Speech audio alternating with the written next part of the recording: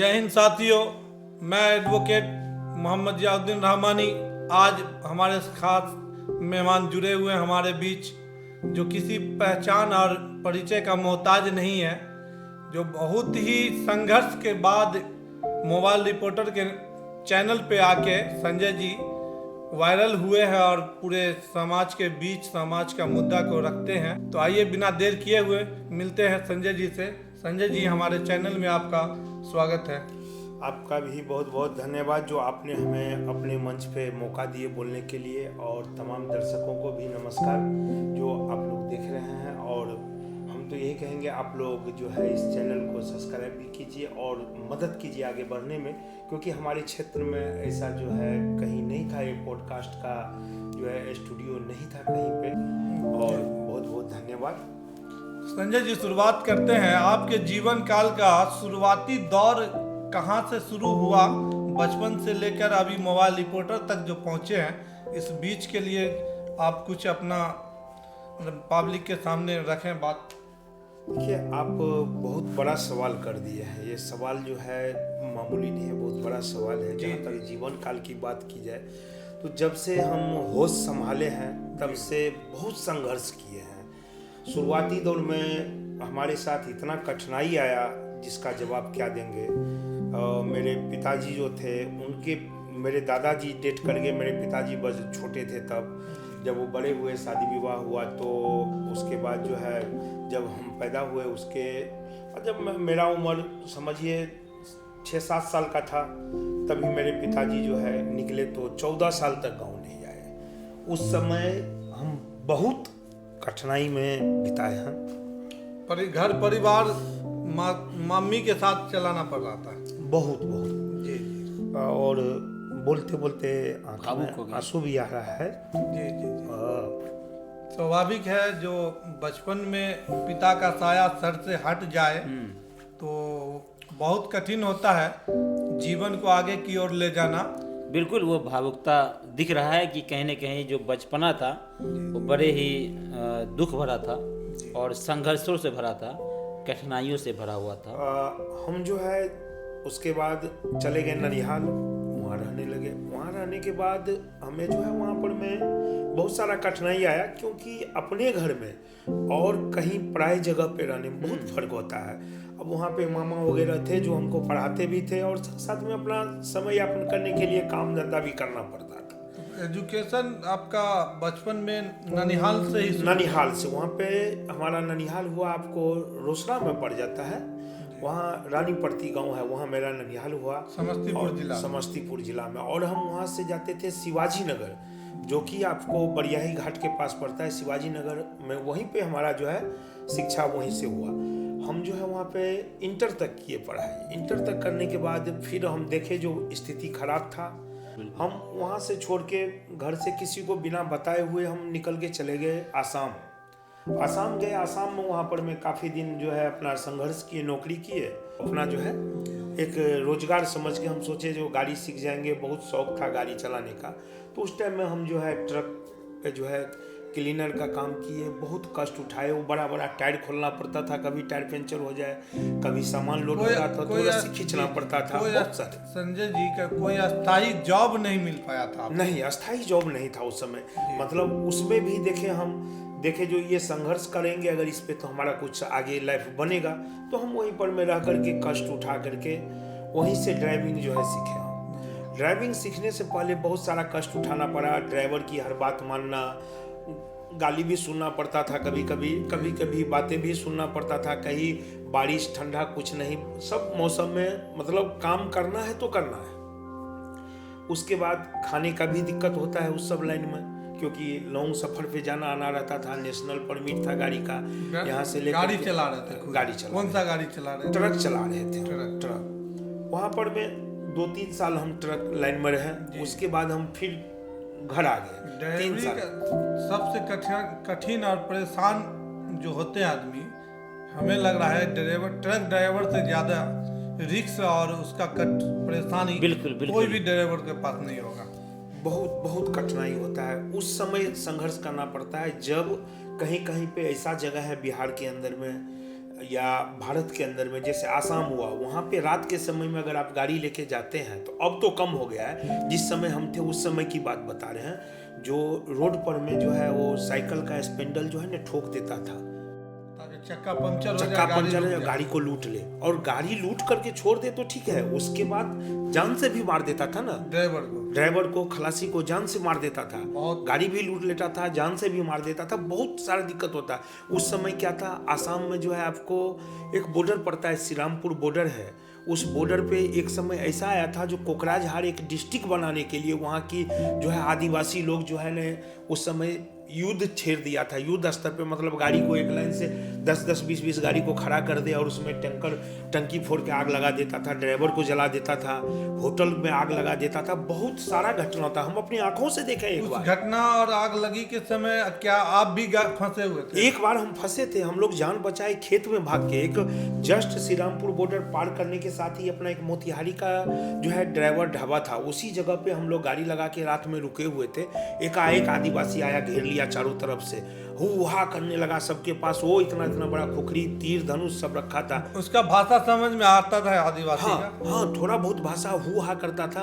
अब वो जो है गाली वाली बकता था असमिस भाषा में, की ले सुदूर भाई मार्क सुदू, मतलब जैसे हम लोग लैंग्वेज गंदा लैंग्वेज यूज करते हैं, उसी तरह उन लोगों का एक भाषा होता है। हाँ, बहुत सारा संघर्ष, हुकूमत कायम करना चाह रहे, अपना हुकूमत कायम करने के लिए। तो आपने उस दौर से गुजरे, उस हादसे से गुजरे, बहुत कठिनाई से हम लोग आगे बढ़े। बाद में देखे जो है ट्रक लाइन में भी मतलब बहुत ज़्यादा परेशानी होता है। जब हम घर आने के बाद जो है यहाँ पर मेरे मम्मी, मेरे जो है दादी, ये लोग सब मना करने लगे, जो नहीं तुम जो है छोड़ दो ये लाइन, ट्रक गाड़ी ड्राइविंग लाइन में बहुत सारा एक्सीडेंट होता है, घटना होता है, बहुत सारा लोगों को डर था, हम छोड़ दे। 3 साल के बाद 4 साल के बाद गांव आए थे तो स्वाभाविक है लोगों में बहुत एक अंदेशा था, ना कोई खत भेजना, ना कोई बात, ना विचार।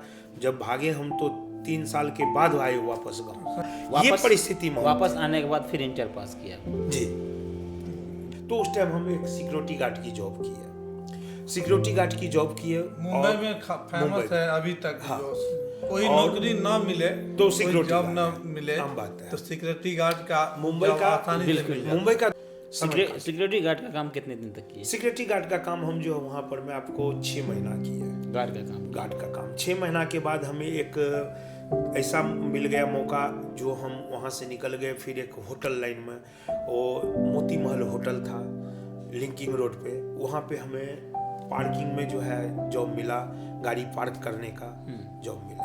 संजय जी, बचपन से कठिनाई का सामना करते करते आज मोबाइल रिपोर्टर तक जो है आपका नाम फेमस है, तो ये रिपोर्टिंग का जो आपके दिमाग में कैसे आया जो हम रिपोर्टिंग का काम करें? क्योंकि हर दौर हर मुसीबत से आप गुजरे हैं। देखिए, उसके बाद हम गांव जब आ गए, गांव में रहने लगे, काफ़ी दिन रहे मुंबई में, उसके बाद गांव पकड़ लिए। जब गांव में आए तो यहाँ पे हमें एक नेता मिला जो लोजपा का प्रत्याशी था उस टाइम। उससे पहले वो बीजेपी में ही थे, तो बीजेपी से टिकट नहीं मिला, तब लोजपा में आए। राजीव ठाकुर, इटवा शिवनगर का जी। हम उनके साथ थे, हम उनके साथ उनके यहाँ ड्राइविंग करते थे। तो ड्राइविंग के ही दौर में हमें एक सिटीजन आवाज़ चैनल था जो दरभंगा में उनका है, पंकज जी जो है उनका संपादक है, उनका साप्ताहिक एक अखबार भी निकलता है और चैनल भी है सिटीजन आवाज़ करके। उनसे हमारा मुलाकात हो गया, राजीव जी के पास ही थे तब, तो उनसे मुलाकात हुआ तो वो बोले देखिए आप ये तो जो कर रहे हैं इनके साथ रह रहे खाली समय में आप पत्रकारिता लाइन में भी आइए। तो हम जो है उनके साथ ज्वाइनिंग कर लिए। कुछ दिन उनके साथ अच्छा खासा चला मेरा। कौन सा क्षेत्र में काम कर रहे थे? उस टाइम में हम दरभंगा में रहते थे और कभी कभी अगर सप्ताह में 1-2 दिन हम आते थे गांव छुट्टी में, तो उस टाइम में गांव घर में भी कुशेश्वर स्थान, कभी बिरौली से घुमा करते थे। उसी दौर में जो है हमें जो है मुलाकात हुआ आकिब शेख से। आकिब शेख से मुलाकात ऐसे ही कोठी चौक पे हो गया। वो भी हमारे गांव के ही एक थे, सिंहेश्वर कुमार उर्फ चीना कुमार। वो ऐसे ही इनके पास चल आए जो भाई मेरे गांव में भी एक पत्रकार आया है, जरा एक बार उनसे मिलो। तो बस ऐसे ही संजोग था, उस रोज हम भी कोठी चौक पे आ गए। तो सहनी लाइन होटल पे हम दोनों का मुलाकात हुआ, आकिब का और मेरा। उसके बाद वहीं से सिलसिला दौर चालू हुआ जो भाई आप सिटीजन आवाज़ में काम कर रहे हैं और हमारा मोबाइल रिपोर्टर चैनल है, तो क्यों ना दोनों आदमी मिलके इस मोबाइल रिपोर्टर चैनल को, क्षत्रिय चैनल को आगे बढ़ाया जाए। हम बोले देखिए बात सही है, तो इन्होंने हमको ये नहीं बोले कि आप उसको छोड़ दीजिए, ये भी बोले आप सिटीजन आवाज़ भी रखिए और इसमें भी काम कीजिए, दोनों आदमी मिल के करेंगे। फिर हमने ही सोचे जो नहीं ऐसा नहीं होगा, क्योंकि जिस एक चैनल दो चैनल पे आवे अच्छा नहीं होगा। तो फिर हमने जो है पंकज जी से बात किए, हालांकि पंकज जी हमें बोले ऐसा कोई दिक्कत नहीं आप कीजिए, लेकिन हम ही बोले नहीं सर ठीक नहीं होगा इसके लिए। अभी के समय में मीडिया में जिस तरह से दिखलाया जाता है और खास करके हमारे हिंदुस्तान में एक मुद्दा जातिवाद का ज़्यादातर चल रहा है। ऐसे मुद्दा और सामाजिक रूप के अंदर तक घुसा हुआ है जातिवाद का। ऐसे हालात में आकिब शेख और संजय सिंह के बीच का तालमेल कैसे बनता है? जी आ गया वही मुद्दा आ गया सामने। देखिए ये सबसे बड़ी एक बात है, एक कहावत है, मन है चंगा तो कठौती में गंगा। जी। अगर आपका आत्मा साफ है, दिल साफ है तो आप सही हैं। हम आपसे पूछते हैं, आप एडवोकेट भी हैं, आप बताइए भगवान ने दो ही इंसान को दो जाति बना के भेजा, एक औरत और एक मर्द का जाति।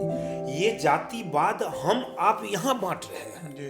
क्या ये सही है या गलत बताइए? ये तो गलत है कि गाना भी होगा शायद पुराना, नाम याद नहीं है कौन सा हीरो है, जो न हिंदू बनोगे न मुसलमान बनोगे, इंसान की औलाद हो इंसान बनोगे। इंसान से बढ़कर दुनिया में कुछ नहीं है। बिल्कुल। देखिए जातिवाद हम आप कर रहे हैं, और रह गई बात हम दोनों का ऐसा कम्युनिकेशन है, हम दोनों का ऐसा प्यार है जो देखिए हाँ हम दोनों में भी तकरार होता है, ये नहीं हम बोलेंगे नहीं होता है, घर में होता है। कभी हम नाम नहीं लेना चाहेंगे। एक दौर ऐसा था जिस दौर में मेरा मित्र जेल चला गया था, तो हम दोनों को फुटाने के लिए एक ऐसा इंसान था जो कभी हमसे भी आकर के बोलता अरे आपका मित्र ऐसा बोल रहा है, कभी इनको जाके बोलता था अरे तुम्हारा मित्र जो है संजय सिंह ऐसा बोल रहा है। लेकिन हम लोगों को उससे कोई फर्क नहीं पड़ा, क्योंकि हम लोग उसको ये करते थे ठीक है, अगर वो बोल के गया उसके बाद वो जाता था तो हम फोन करते थे क्या यार तुम ऐसा बोल रहे हो, अरे नहीं हमको भी तो ऐसा बोला। तो हम लोग का ये तालमेल आपसी तालमेल था और हम लोग ये तालमेल बरकरार रखे हैं और बरकरार रहेगा।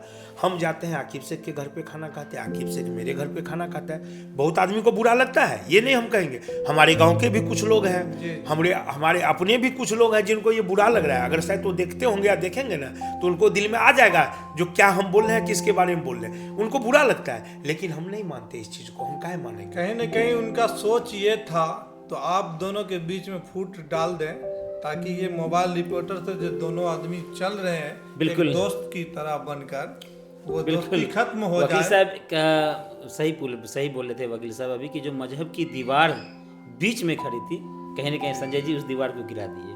बहुत सारे आंधी, बहुत सारे तूफान, बहुत सारे परेशानियां भी आई, बहुत सारे लोगों ने बहुत तरह के बात भी कहा, बरगलाने की कोशिश की, अलग करने की कोशिश की, बांटने का कोशिश किया। जैसे आज हमारे देश में हमारे नेता हमारे दो भाइयों को आपस में बांटने की कोशिश करते हैं, इसी तरह समाज के भी कुछ लोग होते हैं, वो सामने वाले की तरक्की से जलते हैं। वो नहीं चाहते कि इनके पास एक दौर था, मुझे याद है 2021 में जब पहली बार संजय जी हमसे मिले थे, इनके पास गाड़ी तक नहीं था, अपना गाड़ी नहीं था, बहुत परेशान थे। मेरे पास एक बाइक था हीरो होंडा का, बहुत पुराना बाइक था, सोचिए उस बाइक से हम दोनों आदमी जाते थे, कई बार तो रास्ते में पंचर हो जाता था, खींच कर लाना पड़ता था। ऐसे हालात से हम लोग गुजरे हैं। एक बार हम लोग तो कुशेश्वर स्थान के सुगरैन गए थे, वो एक ऐसा इलाका, सुदूर इलाका जहाँ रास्ता ही नहीं था 2021 में। उस रास्ते में गाड़ी फंस गया, लगभग 7 किलोमीटर तक गाड़ी खींच कर रोड तक लाना पड़ा। ऐसे भी परेशानी हम लोग देखे हैं। तो कहीं न कहीं आज संजय जी के पास 2-2 गाड़ी है, बाइक है, आज सब कुछ है।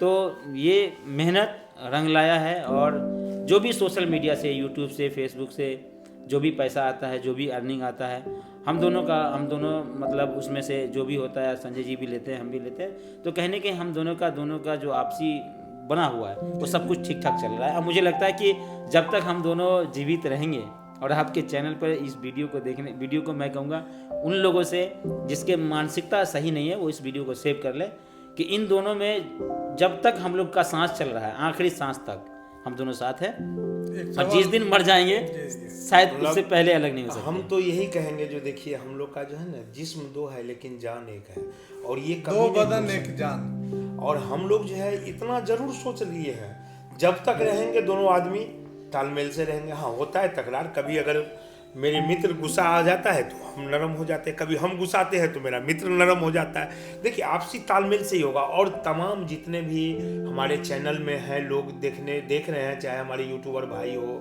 या जो भी हो, उनसे भी हम कहेंगे, जो आप लोग देखिए कोई या बिजनेसमैन हो, जो भी हो, आपसे कहेंगे देखिए तभी आप सक्सेस होइएगा जब आप एक दूसरे का दुख और दर्द समझिएगा। दूसरे की बात पे मत जाइए, सुनिए सबका, लेकिन करिए अपने मन का। और अगर कहीं डाउट होता है तो आप अपने पार्टनर से पूछ लीजिए ना भाई, पूछ लीजिए ना, क्या दिक्कत जाता है। मान लीजिए हम ही आके बोले रहे आपके बारे में फलना पार्टनर आपका ऐसा बोल रहा है, ठीक है कोई बात नहीं, हम उसको देखेंगे, बस हो गया। उसके बाद आप दोनों पूछ लीजिए, आपस में बात कर लीजिए, भाई इस तरह का समस्या है, क्या सही है गलत कहीं पे। संजय जी, कभी ऐसा मोड़ भी आया जो आपको कहीं धमकी मिला या घेर कर मार देने का धमकी? सर मेरे घर पे आ गया था धमकी देने। उस समय मेरे घर पे सीसीटीवी कैमरा नहीं लगा था, हम घर पे नहीं थे। मेरा बड़ा लड़का एग्जाम देने दरभंगा चला गया था, मेरा छोटा वाला बेटा और लड़की और मेरा पत्नी था। उस समय एक्चुअली वो लोग को जो है मोबाइल उतना नहीं चलाने आता है। जो बात है हम मोबाइल से बच्चे को दूर रखते हैं। टेलीफोन है घर पे, मोबाइल हम घर पे देते नहीं, टेलीफोन से बात होता है। जब भी होता है सिम वाला टेलीफोन रखे हैं, उससे बात होता है, मोबाइल घर पे नहीं देते। उस समय की बात बता रहे हैं, घर पे 2 आदमी आ गया था धमकी देने के लिए, और बाकायदा कमर में जो है हथियार रखा हुआ था। और वो आया डायरेक्ट जो है पूछते पूछते पहले चौक, मेरे गांव के चौक पे गया, मेरा पूरा गांव घुमा। उसके बाद लास्ट में किसी ने उसको मेरा घर बता दिया, घर पे गया और मेरे पत्नी के सामने बोला उसको बोल देना जो ठीक से रहे, नहीं तो हम छोड़ेंगे नहीं। और वो कहीं और का नहीं था, कुशेश्वर स्थान के ही तरफ का, घोड़दौड़ तरफ का था आदमी।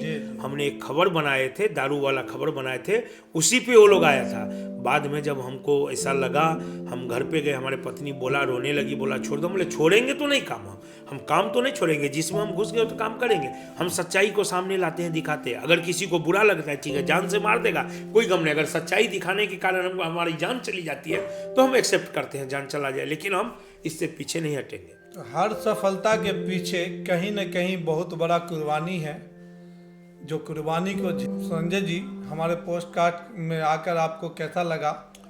देखिए बहुत अच्छा लगा, और हमें तो ऐसा लग रहा है कि आपने हमें इस काबिल समझे जो आपने बुलाए, क्योंकि इस जगह और इस तरह से पोस्ट कार्ड में आकर के बात करना और अपनी ये बात को रखना, ये बहुत बड़ी एक अहमियत रखता है। एक मौका हो जाता है कि लोग अपने जीवन के बारे में बताने सबसे बड़ी बात है जो देखिए अभी ये चीज़ लोगों को लग रहा होगा ये क्या बकबक कर रहा है, क्या बोल रहा है।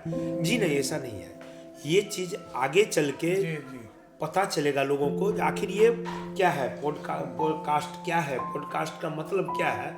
उस समय आएगा लोगों को समझ में, जब ये समझने लगेंगे, यहाँ की लोगों को जानकारी हो जाएगा तब। मुंबई में देखिए बड़े बड़े जो है स्टार, बड़े बड़े नेता जो है इसका इंतजार करता है बड़े बड़े चैनल पर आने के लिए। जो देखते रहिए एडवोकेट जयदन रहमानी पोस्ट कार्ड। फिर मिलते हैं अगले मेहमान के साथ। जय हिंद, जय भारत।